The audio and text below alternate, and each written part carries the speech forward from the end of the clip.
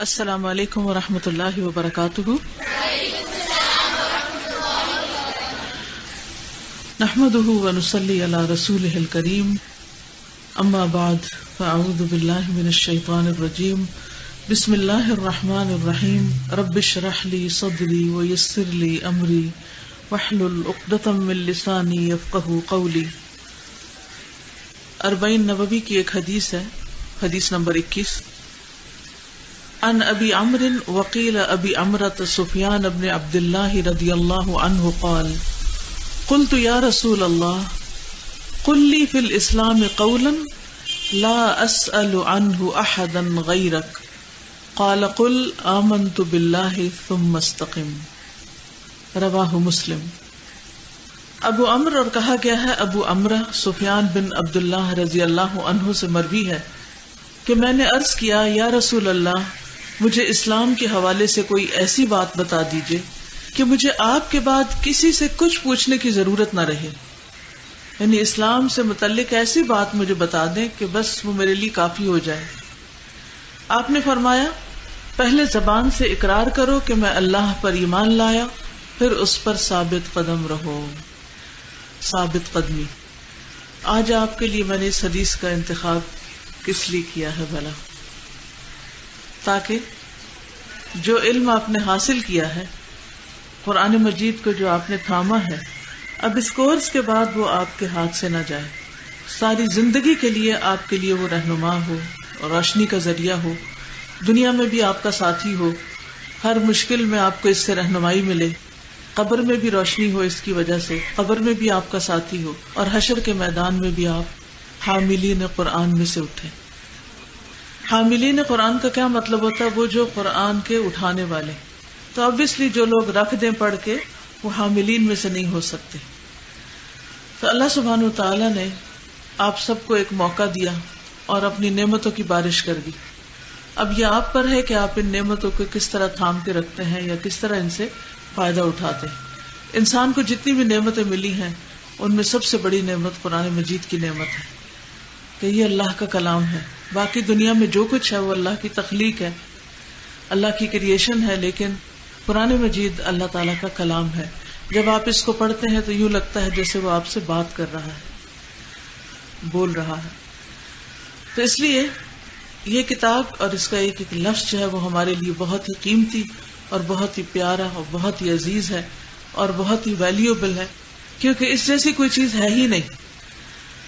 دنیا بھر کے علوم اگر اکٹھے کر لیں آپ تو قرآن کے سامنے سمندر کے مقابلے میں قطرے کے برابر بھی نہیں ہے. لیکن ہم چونکہ اس کی ویلیو کو سمجھتے نہیں، اس لیے اس پر اس قدر محنت نہیں کرتے جتنی ہم دنیا کی کسی تعلیم کے لیے کرتے ہیں. تو الحمدللہ اللہ نے آپ کو چنا اور اس کی تعلیم دی. اب اس میں مزید ترقی ہونی چاہیے، نہ کہ تنزل. آگے جانا چاہیے نہ کہ پیچھے. تو آئندہ زندگی کا آپ اس طرح محاسبہ کریں، اپنا اس طرح حساب لیں کہ میرا آج میرے کل سے کس طرح بہتر ہے. یعنی 1 سال پہلے آپ قرآن نہیں جانتے تھے، اب آپ قرآن مجید جانتے ہیں. کوئی ٹارگٹ مقرر کیجئے کہ آج سے 1 سال بعد آپ کے علم میں کتنا اضافہ ہو چکا ہوگا.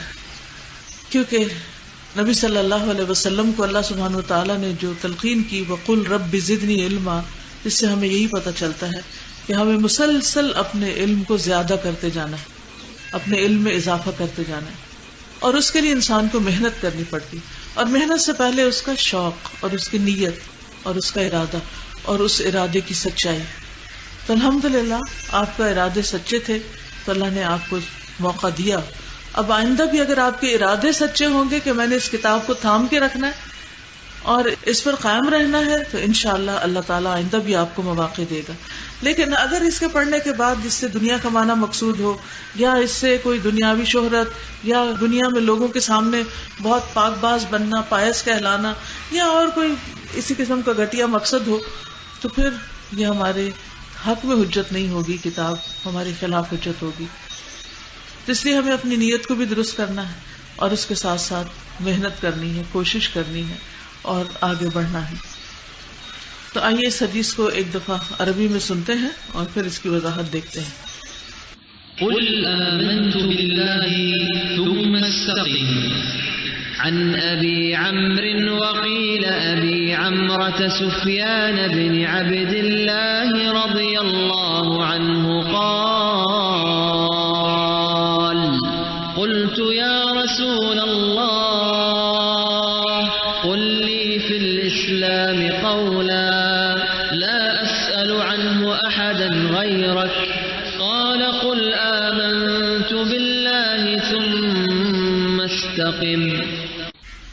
نبی صلی اللہ علیہ وسلم کی نصیحتیں، آپ کی باتیں کتنی مختصر لیکن کتنی جامع ہوتی تھی. یہ حدیث دیگر طرق سے بھی روایت ہوئی ہے. عبداللہ بن سفیان اپنے والد سے روایت کرتے ہیں، ایک شخص نے عرض کیا یا رسول اللہ صلی اللہ علیہ وسلم مجھے اسلام کے حوالے سے کوئی بات بتائیے کہ مجھے آپ کے بعد کسی سے پوچھنے کی ضرورت نہ رہے. تو آپ نے فرمایا پہلے زبان سے اقرار کرو کہ میں اللہ پر ایمان لایا، پھر اس پر ثابت قدم رہو. عرض کیا یا رسول اللہ صلی اللہ علیہ وسلم کس چیز سے بچوں؟ آپ نے ہاتھ سے اپنی زبان کی طرف اشارہ کیا اور فرمایا اس سے بچو، یعنی اپنی زبان کے غلط استعمال سے بچو، کیونکہ انسان زبان سے ایک بات نکالتا ہے اور وہ جہنم کی گہرائیوں میں جا پہنچتا ہے، یعنی بہت اس کا زوال یا تنزل ہو چکا ہوتا ہے. اب سوال یہ پیدا ہوتا ہے کہ اس میں کہا گیا کہ استقامت اختیار کرو، قل آمنت باللہ ثم استقم. تو استقامت کیا چیز ہوتی ہے، یعنی استقامت کا معنی کیا ہے؟ کیونکہ ایمان باللہ دل میں بھی ہوتا ہے، زبان سے بھی اقرار کرتے ہیں، اور پھر ہمارے اعضاء بھی اس کو عمل کی صورت میں ظاہر کرتے ہیں. استقم کا مطلب یہ ہے کہ جو تمہاری زبان نے بولا ہے کہ میں اللہ کو مانتا ہوں، پھر وہ تمہاری زبان پر بھی ہو، تمہارے دل میں بھی جڑ پکڑی بھی ہو اس نے، اور تمہاری عملی زندگی میں بھی وہ چیز نظر آئے کہ واقعی تم ان لوگوں میں سے ہو کہ ان الذین قالوا ربنا اللہ ثم استقاموا، کہ بے شک وہ لوگ جنہوں نے کہا کہ اللہ ہمارا رب ہے پھر اس پر استقامت اختیار کی، تو ان کو کیا ملے گا؟ تتنزل علیہم الملائکہ، ان پر فرشتے اترتے ہیں، ان کو اللہ سبحانہ وتعالیٰ کی تائید حاصل ہوتی. تو استقامت کا مطلب یہ ہے کہ انسان اپنے دل، زبان، عمل کے ساتھ اس بات کی گواہی دے کہ واقعی وہ اللہ کو مانتا ہے اور اللہ سے محبت کرتا ہے اور اللہ ہی کا بندہ ہے اور اللہ ہی کا عبد ہے اور اللہ ہی کی عبادت کرتا ہے. اور عبادت کے لیے بھی آپ کو معلوم ہے کہ دو چیزیں شرط ہیں، ان میں سے ایک تو اخلاص ہے اور دوسرے اطاعت ہے، یعنی انسان اپنی نیت بھی اللہ کے لیے خالص کرے اور پھر اس کے ساتھ ساتھ اللہ تعالی کی بات بھی مانے. کیونکہ اگر انسان علم حاصل کرتا چلا جاتا ہے اور اس پر عمل نہیں کرتا، اور خاص طور پر قرآن مجید، کیونکہ قرآن مجید کیا ہے؟ اللہ کا کلام ہے. تو جب آپ اللہ کو مانتے ہیں تو پھر آپ کو اللہ کی بات بھی ماننی، اور جب آپ اللہ کی بات پڑھ لیتے ہیں تو پھر اس کے بعد لازم ہو جاتا ہے کہ آپ اس بات کو اپنی عملی زندگی میں بھی لے کر آئیں. تو اس کے لیے سب سے اہم کام یہ ہے کہ انسان اس راستے پر مضبوطی سے قائم رہے، خواہ دوسرے لوگ ساتھ چلیں یا نہ چلیں. اس معاملے میں انسان لوگوں کو رہنما نہیں بنائے کہ اچھا وہ فلاں شخص بھی تو پہلے بہت قرآن پڑھتا تھا اور بڑی تبلیغ کرتا تھا، اب اس نے چھوڑ دیا، تو اگر ہم چھوڑ دیں تو کیا ہوا؟ اور اس نے یہ چھوڑا تو دنیا میں بڑی ترقی کی، لیکن اس وقت ہم یہ بھول جاتے ہیں کہ دنیا کتنی ہے، اس کی وقت کتنی ہے، اس کی لمٹ اور اس کی مدت کتنی ہے، اور اس کی ویلیو اور ورتھ کتنی ہے، یہ ہم بھول جاتے ہیں. اسی لیے ہم ان لوگوں کو اپنا رول ماڈل بنا لیتے ہیں یا ان کے اوپر رش کرنے لگتے ہیں جو دنیا میں آگے ہوتے ہیں. تو ہمارے لیے کیا ضروری ہے کہ ہم ان سے محبت کریں اور ان کو اپنا رول ماڈل بنائیں جو دین میں ہم سے آگے تھے، اور وہ یقینی طور پر صحابہ کرام تھے، کہ وہ تھے وہ لوگ جنہوں نے دین کے اوپر صحیح معنوں میں استقامت اختیار کی. قل آمنت باللہ ثم استقم پر عمل کیا. قرآن مجید میں اللہ تعالیٰ نے نبی صلی اللہ علیہ وسلم کو بھی یہ حکم دیا ہے. سورۃ ہود میں آتا ہے 111 آیت ہے، فاستقم کما امرت، آپ قائم رہیے اسی طرح جیسے آپ کو حکم دیا گیا ہے. ومن تاب معک، اور جو تمہارے ساتھ توبہ کرے، ولا تطغوا، اور حد سے نہ بڑھو، انہ بما تعملون بصیر، بے شک جو کچھ تم کرتے ہو اللہ اسے خوب دیکھنے والا ہے. تو اس سے یہ پتہ چلتا ہے کہ نبی صلی اللہ علیہ وسلم کو بھی اور آپ کے ساتھیوں کو بھی جس چیز کی تلقین کی گئی وہ کیا ہے؟ استقامت، قائم رہنا، اس سے نہ ہلنا، اس سے نہ ہٹنا. کس سے؟ قرآن سے، اللہ سبحانہ وتعالی سے. یعنی اللہ تعالیٰ پر ایمان لانے پر استقامت اختیار کرنی ہے نا. تو قرآن تو اللہ کی کتاب ہے، اللہ کی رسی ہے، جس کا ایک سرا اللہ تعالیٰ کے ہاتھ میں اور دوسرا سرا ہمارے ہاتھ میں. یعنی اس رسی کو چھوڑنا نہیں. استقامت کے لیے کیا ہے؟ جمے رہنے کے لیے کیا ہے؟ کہ اس کتاب کے ساتھ مضبوط تعلق قائم رکھنا ہے، اس کو اپنی زندگی سے باہر نہیں نکال دینا. یعنی جو بھی طریقہ ممکن ہو اس کے ساتھ اس کتاب کو اپنی زندگی میں شامل رکھنا ہے، تب اس پر استقامت ہوگی. اور پھر یہ ہے کہ استقامت اختیار کرنے کے بعد اچھا اخلاق قابل قبول ہے. یعنی اگر کوئی شخص دین پر قائم نہیں اور صرف اچھے اخلاق سے دل بہلا رہا ہے اپنا اور دوسروں کا، تو یہ کافی نہ ہوگا. کیونکہ حضرت انس بن مالک سے روایت ہے کہ رسول اللہ صلی اللہ علیہ وسلم نے فرمایا کسی آدمی کا ایمان درست نہیں ہوتا، یعنی اللہ پر ایمان لا کے استقامت اختیار کرنی، تو ایمان درست نہیں ہوتا یہاں تک کہ اس کا دل درست نہ ہو، اور اس کا دل درست نہیں ہوتا جب تک کہ اس کی زبان درست نہ ہو. تو گویا زبان کی خرابی جو ہے وہ انسان کے ایمان میں بھی خلل پیدا کر دیتی. تو ایک پورا سرکل ہے. آپ کا دل درست ہوگا تو آپ کا ایمان درست ہوگا. ایمان کب درست ہوگا؟ جب دل درست ہوگا. دل کب درست ہوگا؟ جب زبان درست ہوگی. تو ہمیں اپنے دل، زبان اور عمل کو درست رکھنا ہے. اور عمل کی درستگی میں پھر خاص طور پر اچھا اخلاق آتا ہے، یعنی لوگوں کے ساتھ جو معاملہ ہے وہ درست رکھنا ہے. اور جہاں تک استقامت کا تعلق ہے تو اللہ سبحانہ وتعالی کے نزدیک سب سے پسندیدہ کام وہ ہے جو مستقل بنیادوں پر کیا جائے، یعنی اس کو کنٹینیوسلی کیا جائے. یہ نہیں کہ ایک دفعہ کیا پھر روک دیا، پھر چھوڑ دیا، پھر بھول گئے، پھر اس سے غافل ہو گئے، پھر کبھی جوش آیا پھر کر لیا. صرف رمضان میں نمازیں پڑھی، رمضان کے بعد چھوڑ دی، رمضان میں قرآن پڑھا، رمضان کے بعد قرآن سے تعلق ختم کر دیا. تو یہ نہیں ہونا چاہیے. حدیث میں آتا ہے ان احب الاعمال الی اللہ ما دام وان قل، کہ اللہ کے نزدیک سب سے زیادہ پسندیدہ عمل وہ ہے جسے پابندی کے ساتھ کیا جائے، خواہ کم ہی کیوں نہ. تو مثلاً اب قرآن مجید آج آپ کا مکمل ہوا، کل آپ کو اتنا لیسن تو یاد نہیں کرنا، لیکن آپ اس کے ترجمے کی دہرائی سورۃ الفاتحہ سے شروع کر دیں. اور پھر اس سے یہ ہے کہ جو پڑھیں اس پر غور بھی کرتے چلے جائیں. کل تک آپ کے ٹیسٹ لے رہے تھے آپ کے ٹیچرز، اب اپنا ٹیسٹ آپ خود لینا شروع کر دیں اور اپنا جائزہ خود لیں کہ آپ کو کتنا ترجمہ آتا ہے، کتنا نہیں آتا، کتنی فیصد اس میں سے بات سمجھ آتی ہے اور کتنی فیصد کا آپ کو مطلب ہی نہیں آتا. کیونکہ قرآن مجید ایسی کتاب ہے کہ جو بار بار پڑھنے سے ہی دل میں راسخ ہوتی ہے. پھر اسی طرح یہ ہے کہ حدیث میں آتا ہے آپ کو دین میں سے سب سے زیادہ پسندیدہ وہی عمل تھا جس پر دوام ہو، یعنی کہ ایک سال کے لیے بہت پڑھ لیا اور پھر اس کے بعد پوری زندگی اس کو چھوڑ دیا. آل محمد صلی اللہ علیہ وسلم کا طریقہ بھی یہی تھا کہ جب کوئی عمل وہ کرتے تھے تو مستقل مزاجی سے کرتے تھے، یعنی ایک چیز شروع کر لیتے پھر اس کی پابندی کرتے تھے. ہم میں اکثر لوگوں کا حال یہ ہوتا ہے جس دن کوئی لیکچر سنا اس دن جوش جذبہ آیا، وہ چیز اس دن کر لی، اگلے دن پھر سو گئے، پھر بھول گئے.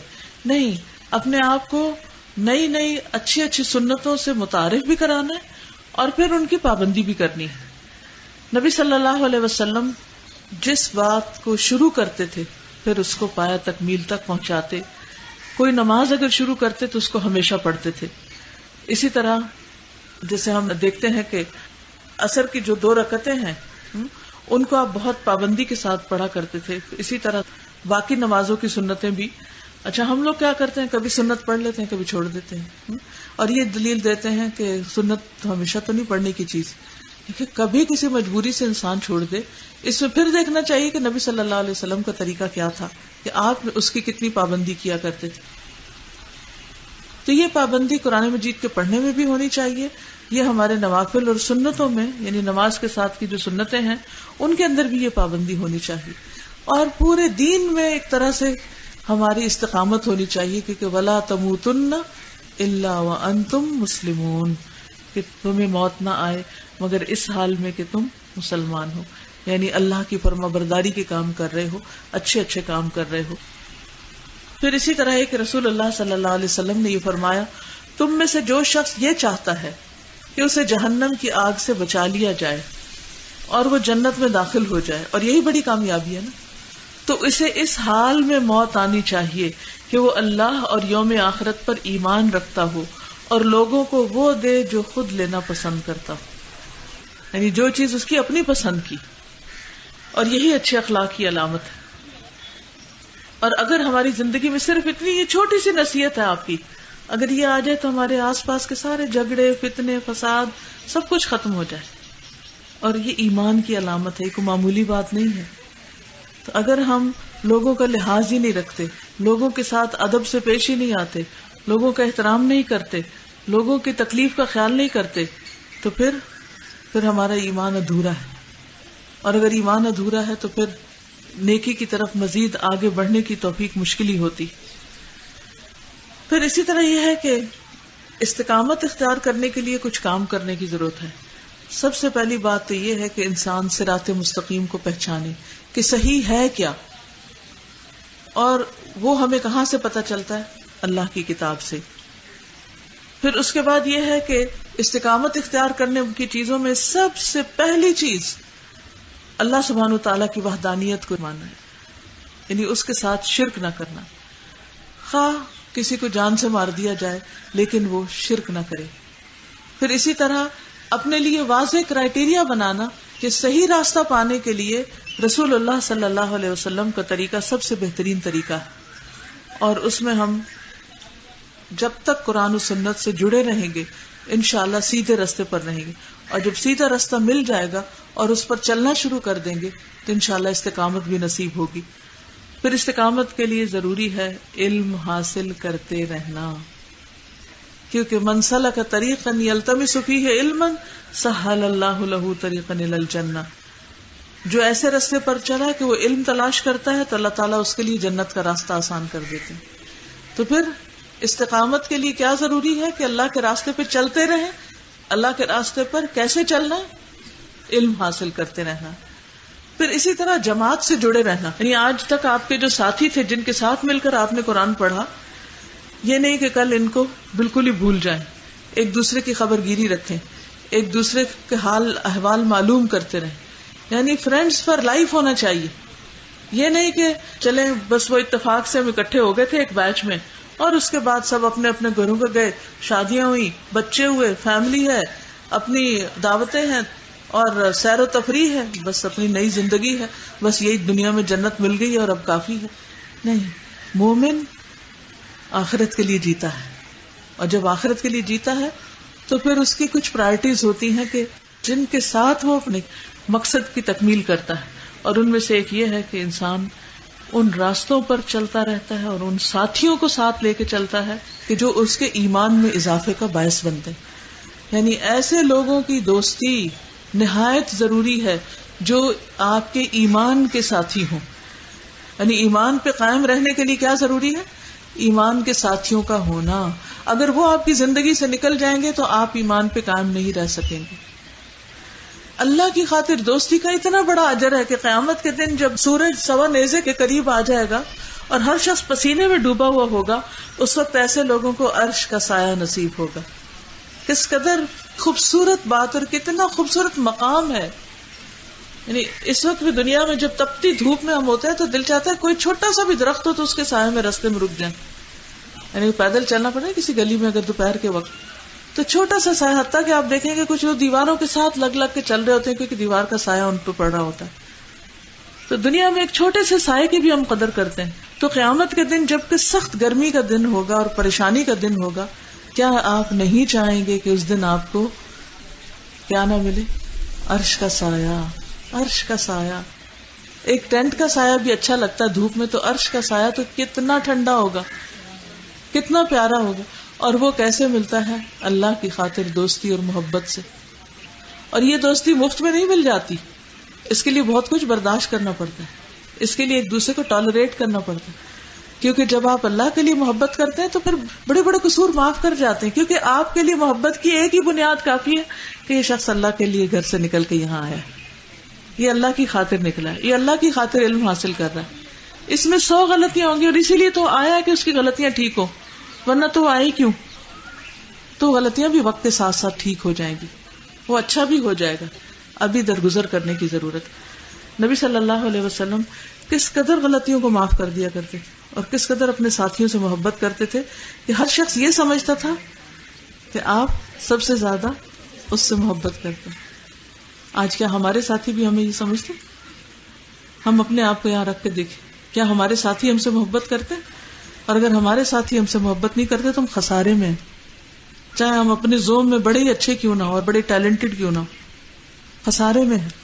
اور وہاں عرش کے سائے سے محرومی ہو سکتی ہے اگر اللہ کی خاطر محبت کامیاب۔ تو اللہ کی خاطر محبت صرف سلیکٹڈ لوگوں سے نہیں ہوتی کہ اچھا ہاں یہ مجھے اچھا لگتا ہے کیونکہ اس کی بھویں بڑی خوبصورت ہیں تو چلو اس سے دوستی کر لیتے ہیں۔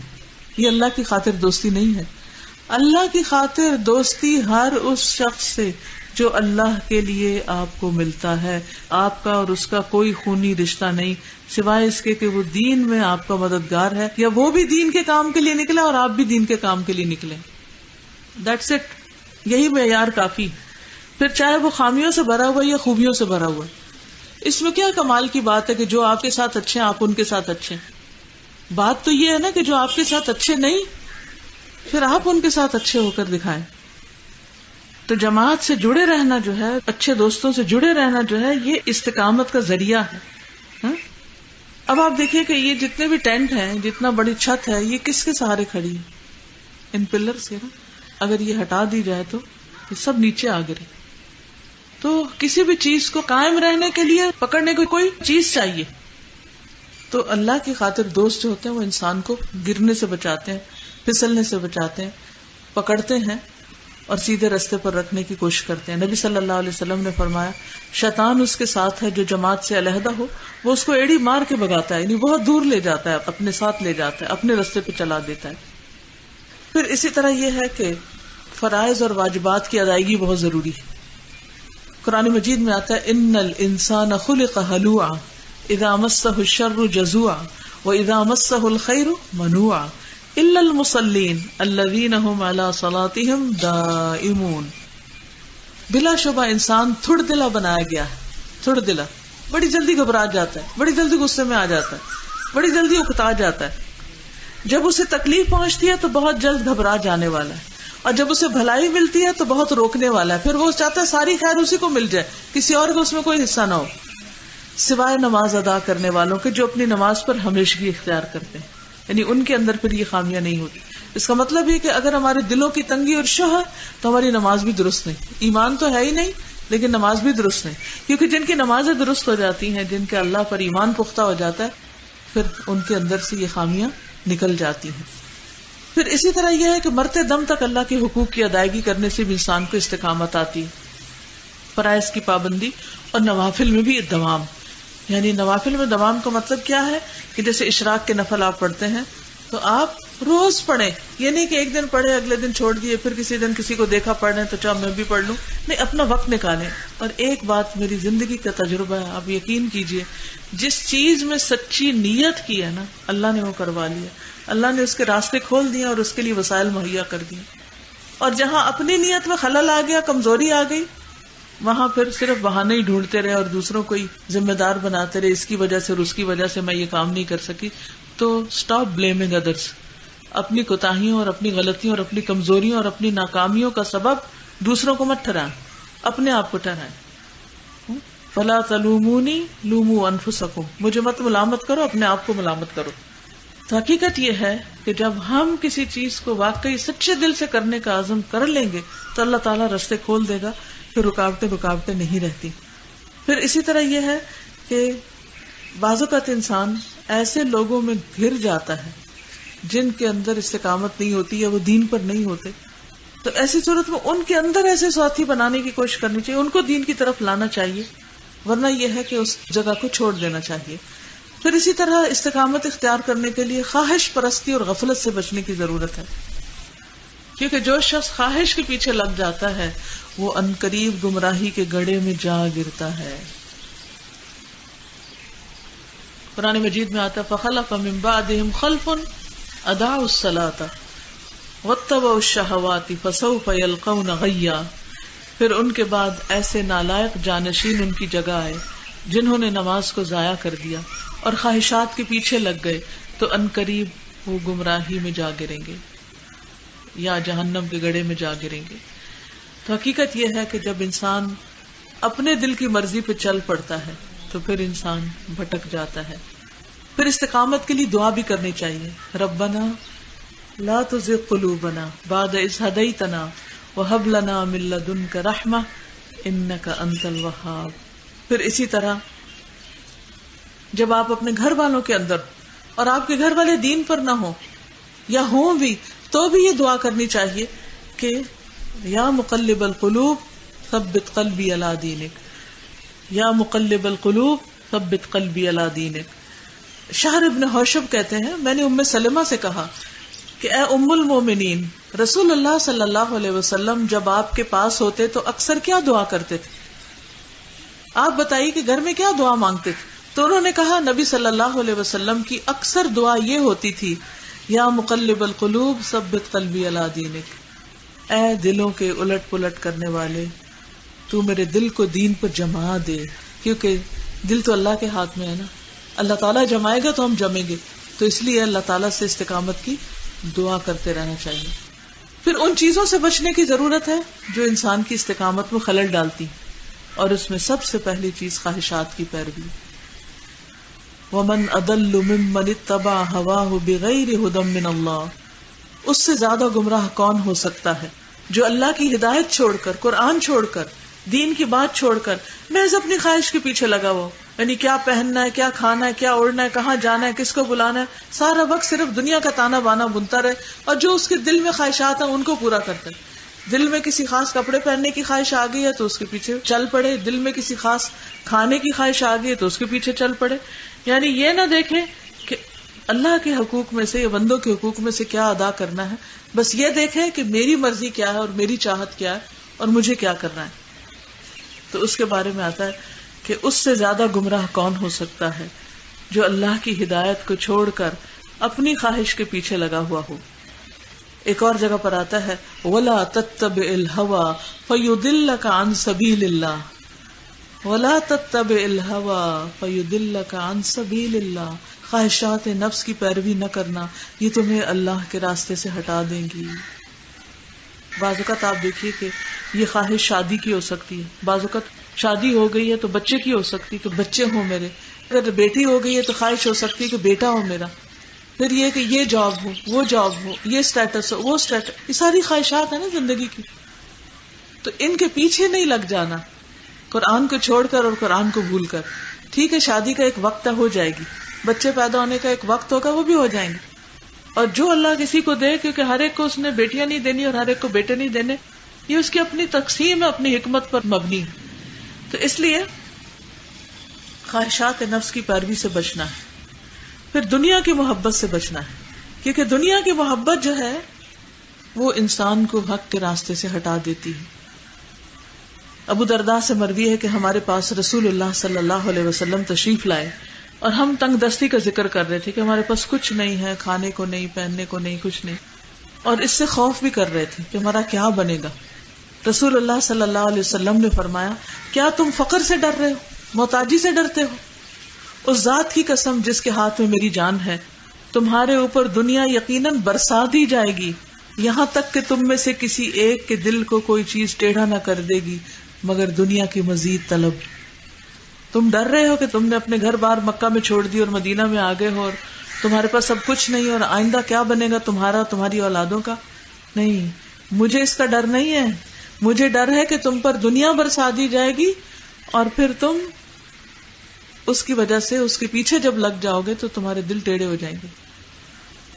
پھر اسی طرح اپنی مرضی کی زندگی گزارنے کی خواہش، یعنی ایک آئیڈیل لائف گزارنے کی خواہش، یہ انسان کو دین سے دور کر دیتی کہ میرا گھر ایسا ہونا چاہیے، میری گاڑی ایسی ہونی چاہیے، میرے بچے ایسے ہونے چاہیے، فٹنس کا یہ ہونا چاہیے، یعنی ایک دنیاوی اعتبار سے دنیا کے سٹینڈرڈز کے مطابق جو ہم نے ایک کرائیٹیریا مقرر کر رکھا ہے کامیاب زندگی کا، اس کو سامنے رکھ کے اس کے لیے بس بھاگ دوڑ کرتے رہنا، تو اس سے بھی انسان حق کے راستے سے دور ہو جاتا ہے۔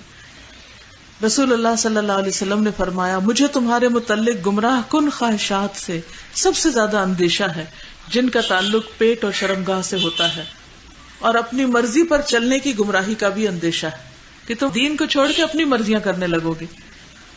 پھر بری دوستی اور برا ماحول، وہ انسان کو حق کے راستے سے ہٹاتی۔ پھر اللہ کے نافرمانوں کی بات ماننا، ان کے جیسا طرز زندگی اختیار کرنا۔ اب دیکھیے کہ جیسے اللہ کے نافرمان کون ہوتے ہیں؟ جو اللہ کا حکم نہ مانے۔ اللہ کا حکم کیا ہے کہ ایک مسلمان عورت کیسا لباس پہنے؟ کوئی بتائے گا آپ نے کیسا لباس پہنے ایک مسلمان عورت؟ جو چست نہ ہو، ٹائٹ نہ ہو، بہت سی تھرو نہ ہو۔ کیا ہم اپنا لباس بناتے ہوئے اس بات کا خیال رکھتے ہیں؟ چاہے گاؤن پہن رہے ہوں، چاہے شرٹس بنا رہے ہوں، چاہے شلوار بنا رہے ہیں۔ شلوار تو بیکورڈ لوگ پہنتے ہیں، مردوں والا لباس زیادہ بہتر ہے، پاجامہ ان کی طرح ہی پہننا چاہیے۔ کیا وہ پہنتے وقت ہم خیال رکھتے ہیں کہ ہماری لیگز نظر نہیں آئیں گی؟ یا قمیضوں کے چاک جب کھولتے ہیں تو کیا سوچتے ہیں کہ یہ پسلیاں ہماری نظر نہ آئیں گی؟ اس عورت کے بارے میں کیا حکم ہے کہ جو لباس پہن کر بھی ننگی رہے تو جنت میں داخل نہ ہو سکے؟ وہ کسی اور کی بات نہیں، وہ اپنے اوپر لا کر دیکھیں، اور جب کپڑے پہنے تو آئینے میں یہ نہ دیکھیں کہ ہم لوگوں کے معیار کے مطابق کتنے پورے اتر رہے ہیں، یہ دیکھیں کہ اللہ کے نظر میں کیسے لگ رہے ہیں اس وقت۔ اور اگر اللہ تعالیٰ ہماری طرف دیکھ ہی نہیں رہا، وہ ناراض ہے ہم سے، تو ساری دنیا بھی راضی ہو جائے تو ہمیں کچھ نہیں ملے گا، کچھ نہیں پائیں گے۔ پھر اسی طرح اللہ کی نافرمانی اور خصوصاً کبیرہ گناہوں سے بچنا ہے، بے حیائی کے کاموں سے بچنا ہے، زنا، شراب، کیونکہ زنا کے وقت کوئی شخص مومن نہیں ہوتا، شراب پیتے وقت کوئی شخص مومن نہیں ہوتا، چوری کرتے وقت کوئی شخص مومن نہیں ہوتا۔ پھر اسی طرح منافقت، دوہرے معیار، دل میں کچھ، زبان پہ کچھ، اندر کچھ، باہر کچھ، کہیں کچھ کہیں کچھ۔ دین کی مجلس میں حاضر ہوئے تو اپنے آپ کو خوب ڈھک لیا، اور جب وہاں سے نکلے کسی دنیا کی محفل میں گئے تو ویسے بن گئے۔ تو یہ ڈبل سٹینڈرڈز ہیں، یہ دو رخی پالیسی ہے۔ جبیر بن نفیر کہتے ہیں کہ میں ہمس میں ابو درداء کے پاس گیا اور وہ اپنی مسجد میں کھڑے نماز پڑھ رہے تھے۔ جب وہ تشہد میں بیٹھے تو نفاق سے اللہ کی پناہ مانگنے لگے۔ جب انہوں نے سلام پھیرا تو میں نے ان سے کہا، ابو درداء، یہ صحابی ہے نا، اللہ آپ کو معاف فرمائے، آپ کا نفاق سے کیا تعلق؟ آپ تو مومن انسان ہیں، سچے انسان ہیں، آپ کا اور نفاق کا کیا جوڑ؟ انہوں نے 3 دفعہ کہا، یا اللہ معاف کر دینا، یا اللہ معاف کر دینا، یا اللہ معاف کر دینا۔ فرمایا، اللہ کی قسم، ایک آدمی ایک ہی گھڑی میں فتنے میں ڈال دیا جاتا ہے اور وہ اپنے دین سے پھیر دیا جاتا ہے، تو یا اللہ ہم پر وہ وقت نہ لانا، وہ گھڑی نہ لانا کہ ہم دین سے پھر جائیں۔ پھر یہ یاد رکھیے کہ جب کوئی شخص استقامت اختیار کرتا ہے تو اس کا فائدہ کیا ملتا ہے اس کو؟ آپ میں سے کوئی بتائے گا؟ پہلی چیز، ہاں، دنیا کا خوف نکل جاتا ہے۔ ٹھیک ہے، فرشتے اس کے مددگار بن جاتے ہیں، اللہ تعالیٰ فرشتوں سے مدد دیتا ہے۔ ان الذین قالوا ربنا اللہ ثم استقاموا تتنزل علیہم الملائکۃ الا تخافوا ولا تحزنوا۔ اس کی زندگی سے خوف اور غم نکل جاتا ہے۔ اچھا، تو فرشتے کیسے ساتھ ہوتے ہیں؟ نبی صلی اللہ علیہ وسلم نے فرمایا، بے شک بعض لوگ مسجد نشین ہوتے ہیں کہ فرشتے ان کے ہم نشین ہوتے ہیں، اگر وہ غائب ہو جائے تو وہ انہیں تلاش کرتے ہیں، اگر وہ بیمار ہو جائیں تو ان کی تیمارداری کرتے ہیں، اگر انہیں کوئی ضرورت ہو تو ان کی مدد کرتے ہیں، یعنی وہ ان کے ساتھ مددگار بن جاتے ہیں، ان کو تنہا نہیں چھوڑتے۔ پھر دنیا کی نعمتیں بھی ملتی ہیں انسان کو۔ وَأَن لَّوِ اسْتَقَامُوا عَلَى الطَّرِيقَةِ لَأَسْقَيْنَاهُم مَّاءً غَدَقًا، اور یہ وحی کی گئی کہ اگر وہ سیدھے راستے پر قائم رہتے تو ہم انہیں ضرور بہت وافر پانی پلاتے، یعنی دنیا کی نعمتیں اور دنیا کا مال اور دنیا کی ترقی، یعنی دین پر استقامت کا یہ فائدہ ہوتا ہے۔ اور ایک اور آیت میں آتا ہے، من عمل صالحا من ذکر او انثى وهو مؤمن فلنحيينه حیاتا طیبہ ولنجزینہم اجرہم باحسن ما كانوا يعملون۔ جو شخص بھی نیک عمل کرے، خواہ مرد ہو یا عورت، بشرطے کہ وہ مومن ہو، تو ہم اسے پاکیزہ زندگی بسر کرائیں گے، یعنی دنیا میں بھی اس کو اچھی زندگی ملے گی اور آخرت میں ان کے بہترین اعمال کے مطابق انہیں ان کا اجر ملے گا۔ یعنی دنیا میں بھی انسان بہت سے گناہوں سے بچے گا اور بہت سی نعمتوں کو پالے گا۔ بس صرف یہ کہ کسی بھی حال میں دین کو نہیں چھوڑنا. پھر اسی طرح اس استقامت کا فائدہ قبر میں بھی ہے. کیا؟ قبر کے سوالوں کے جواب آئیں گے. یثبت اللہ الذین آمنوا بالقول الثابت فی الحیات الدنیا وفی الآخرہ. اللہ ثابت بات کے ذریعے دنیا کی زندگی میں بھی اور آخرت میں یعنی قبر میں بھی انسان کو استقامت دے گا. جب فرشتے پوچھیں گے تو وہ گھبرائے گا نہیں، ان سوالوں کے جواب آسانی سے دے سکے گا. پھر ہم دیکھتے ہیں کہ دنیا میں ایمان پر استقامت اختیار کرنے والوں کی کچھ مثالیں ہیں، جن میں سب سے بڑی مثال حضرت ابراہیم علیہ السلام کی ہے کہ ان کو آگ میں پھینکا گیا، تب بھی انہوں نے کلمہ توحید نہیں چھوڑا اور کیا کہا؟ حسبنا اللہ و نعم الوکیل. خواتین میں سے کوئی مثال دیں. شاباش، حضرت آسیہ. ابو ہریرہ رضی اللہ عنہ کہتے ہیں فرعون نے اپنی بیوی کے لیے 2 ہاتھوں اور 2 پاؤں کے لیے 4 میخیں منگوائیں، کیل نیلز، اور وہ گاڑی ٹھوکی، کیل ٹھونکے ان کے ہاتھوں میں حضرت آسیہ کے، اور ان کو اسی طرح لٹکا دیا. تو جب وہ فرعونی ان سے الگ ہوتے تو فرشتے ان پر سایہ کر لیتے. انہوں نے کہا اے میرے رب، میرے لیے جنت میں اپنے پاس گھر بنا دے اور مجھے فرعون اور اس کے عمل سے نجات دے اور مجھے ظالم لوگوں سے چھٹکارا دے. تو اللہ تعالیٰ نے جنت میں ان کے گھر سے پردہ ہٹا کر انہیں دنیا میں ان کو جنت کا گھر دکھا دیا. یہ ان کی استقامت کی جزا تھی ان کے لیے. تو ایک انسان جب اللہ کے راستے پر جم جاتا ہے تو اللہ سبحانہ و تعالیٰ اسے دنیا میں بھی اچھی بشارتیں دے دیتا ہے، اچھی خوشخبریاں مل جاتی ہیں. اور کون تھے استقامت اختیار کرنے والے؟ صحابہ میں سے بتائیے کوئی. شاباش، حضرت بلال رضی اللہ تعالیٰ عنہ. انہیں لوہے کی زرہ پہنائی جاتی، انہیں دھوپ میں لٹایا جاتا، ان کے اوپر آج کل دھوپ ہے نا اور گرمی، تو آپ سوچئے کہ تپتی ہوئی ریت لے کے اوپر رکھ دے یا گرم پتھر کو سینے پہ رکھ دے تو انسان کا حال کیا ہوگا. لیکن اس کے باوجود وہ عہد کرتے. پھر اسی طرح ایک قوم کی استقامت کی داستان قرآن مجید میں ملتی. کون ہے وہ؟ شاباش، اصحاب الاخدود. ان کے لیے ٹرنچز یعنی خندقیں کھدوائی گئی تھی اور ان میں آگ بھر دی گئی تھی اور اس میں ان کو پھینکا جا رہا تھا، پھر بھی وہ نہیں باز آئے. انہوں نے لا الہ الا اللہ کہنا نہیں چھوڑا. اللہ تعالیٰ نے ہمیں کتنے امن میں رکھا ہوا ہے اور اتنی آسانیوں کے ساتھ ہمیں کہا گیا کہ ہم دین پر قائم رہیں، اور پھر بھی ہم اس کو مشکل سمجھتے ہیں. تو پچھلے لوگوں کی آزمائشیں بہت بڑی بڑی تھی، ہماری آزمائشیں کچھ بھی نہیں ہیں، لیکن پھر بھی وہ دین پر قائم رہے. اور جو شخص استقامت اختیار نہیں کرتا پھر اس کا انجام کیا ہوتا ہے، یہ بھی تو دیکھ لینا چاہیے نا کہ کرنے کا فائدہ کیا ہے اور کس کس نے کیا اور کیسے کیسے استقامت کی، اور جنہوں نے نہیں کیا پھر ان کا حال کیا ہوا. سب سے پہلی بات تو یہ ہے کہ انسان آہستہ آہستہ دین سے ہی نکل جاتا ہے، یعنی پھر نمازیں چھوٹنے لگتی ہیں، فرائض چھوٹنے لگتے ہیں، اچھے کام چھوٹنے لگتے ہیں، صبح دیر سے اٹھے، اپنی ذمہ داریوں سے انسان غفلت برتنے لگتا ہے اور اس طرح دین کو خیر بات کہہ دیتا ہے، اور پھر انسان جانور سے بھی بدتر ہو جاتا ہے. قرآن مجید میں کسی کی مثال کتے سے دی گئی ہے، وہ کون ہے؟ تو سوچئے کہ یہ کوئی معمولی بات نہیں ہے.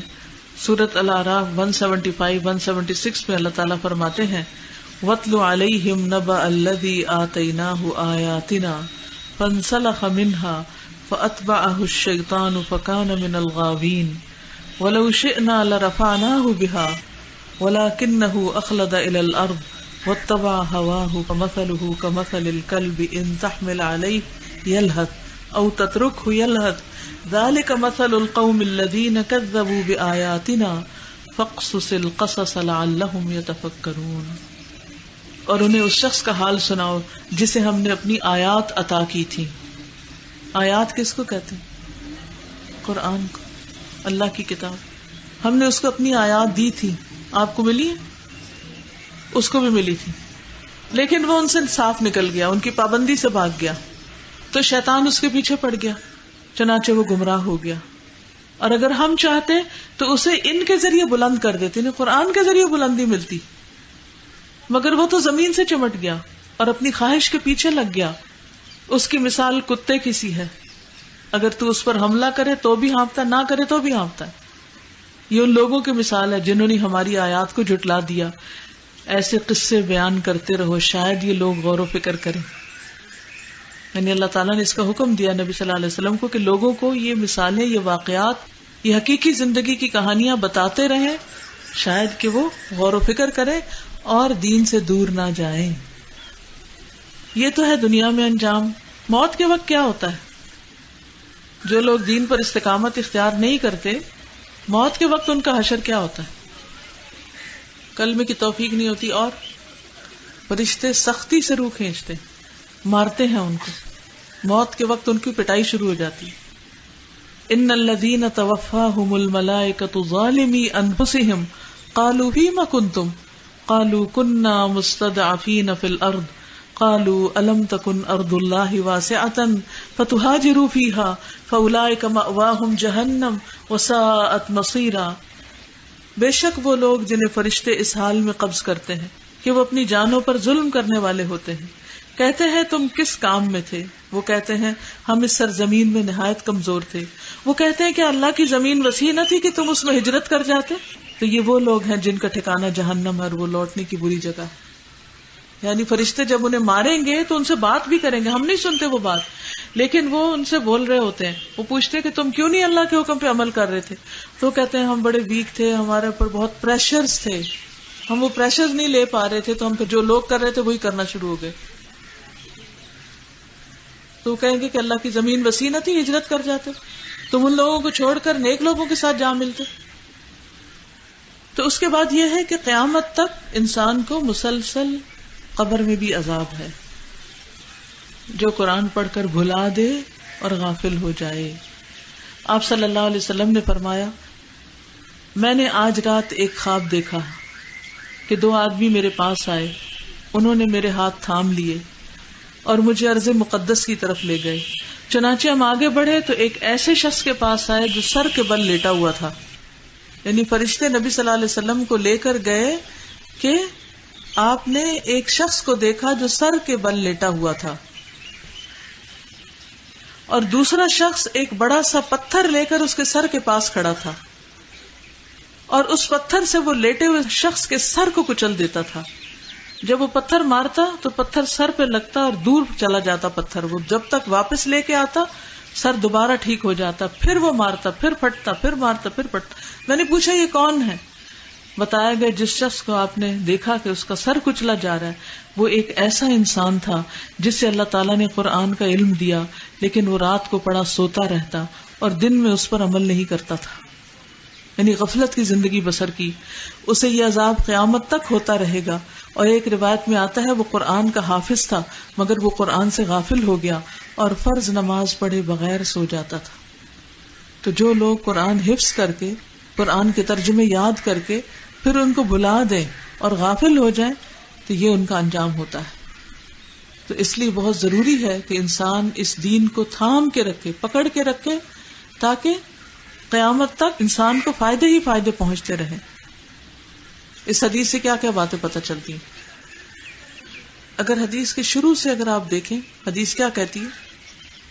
ایک صحابی نے آ کے کہا مجھے ایسی بات بتائیں کہ اس کے بعد مجھے کچھ پوچھنے کی ضرورت نہ رہے. تو اس سے پتہ چلتا کہ صحابہ میں سیکھنے کا بہت شوق تھا اور بہت جینون سوال کرتے تھے کہ مجھے عمل کی بات بتائیں، ایسی بات پتہ چلے کہ پھر میں اس پہ لگ جاؤں، وہ کام کر لوں. اچھا ہمارے سوال کیا ہوتے ہیں؟ ہم زیادہ تر سوال کس چیز کے کرتے ہیں؟ جن کا عمل سے کوئی تعلق نہیں ہوتا یا ہم دوسرے لوگوں کو نیچا دکھانے کے لیے سوال کر رہے ہوتے ہیں. اور پھر آپ دیکھیے کہ سوال کتنا عظیم سوال تھا، کتنا بہترین سوال تھا، جامع اور معنی قسم کا سوال تھا. یہ نہیں کہ لمبی باتیں، لمبی لمبی کہانیاں، نہیں، ایک بات بتائیے جس کو میں پکڑ لوں، اس پہ جم جاؤں، بس بات ختم. یہ سوال کرتے ہوئے کتنا ٹائم لگا ہوگا، اور جب ہم کوئی سوال کرتے تو کتنا ٹائم لگا دیتے ہیں.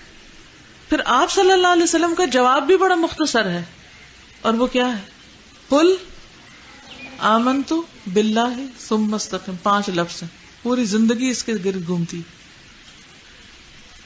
پھر آپ دیکھیے کہ استقم کا لفظ جو ہے اس کا مطلب ہے کہ بہت پابندی کے ساتھ کام کرو، وقت کی پابندی، فرائض کی پابندی، ذمہ داریوں کی ادائیگی کی پابندی. اور پھر انسان اپنا محاسبہ کرتا رہے تاکہ آخرت میں اللہ سبحانہ وتعالی اس پر اپنی رحمت نازل فرمائے. ایک دفعہ حدیث دوبارہ سن لیجئے. قل آمنت بالله ثم استقم عن أبي عمرو وقيل أبي عمرة سفيان بن عبد الله رضي الله عنه قال قلت يا رسول الله قل لي في الإسلام قولا لا أسأل عنه أحدا غيرك قال قل آمنت بالله ثم استقم. تو اللہ تعالیٰ سے دعا کرتی ہوں کہ اللہ تعالیٰ ہمیں دین پر مرتے دم تک استقامت عطا فرمائے، اور یہ قرآن ہمارے سینوں کی بہار اور ہمارے دلوں کے لیے روشنی اور ہمارے ایمان میں اضافے کا ذریعہ ہو، اور ہم ہر حال میں اس کی خدمت کرتے رہیں، اور قیامت کے دن اللہ تعالیٰ ہمیں حاملین قرآن میں سے اٹھائے اور ہماری دنیا اور آخرت کی ساری پریشانیاں دور فرمائے. اور جن جن لوگوں کو جو بھی کسی آزمائش میں سے گزرنا پڑ رہا ہے، کوئی دکھ ہے، تکلیف ہے، اللہ تعالیٰ ان کی ساری تکلیفوں کو دور فرمائے. جتنی بہنیں یہاں آئی ہیں ان کا آنا قبول ہو، اور اللہ تعالیٰ ہم سب کو اپنے مقرب بندوں میں شامل کر لے. اس کے ساتھ ہی آپ سے اجازت چاہتی ہوں. وآخر دعوانا ان الحمد للہ رب العالمین. سبحانک اللہم وبحمدک اشہد ان لا الہ الا انت استغفرک واتوب الیک. السلام علیکم ورحمۃ اللہ وبرکاتہ.